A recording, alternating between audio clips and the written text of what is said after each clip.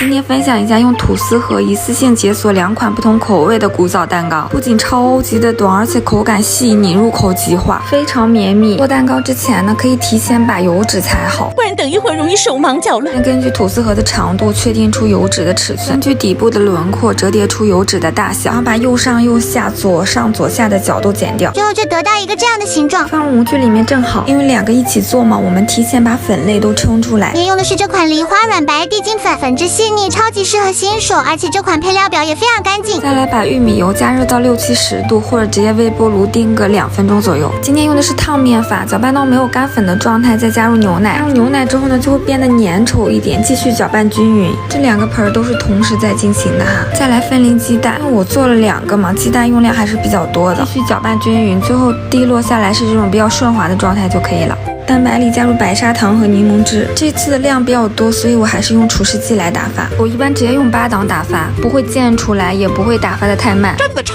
級省时省力。最後提起來是這種有彈性的大彎钩的狀態就可以了。我害怕直接做的話会有偏差，所以我把蛋白平均分成了2份，然後就是先取1/3的蛋白跟蛋黄糊混合均勻，再倒回到蛋白霜裡面繼續混合均勻，倒入吐司模具裡面。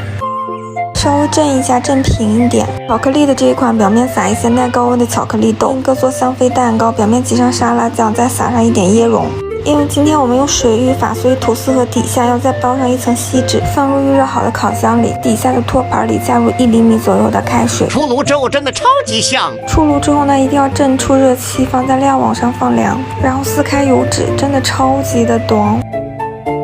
切開之後呢，就自己下腰了，真的非常軟。掰開之後還有這種沙沙的聲音，超級好吃，強烈推薦你們來做一下。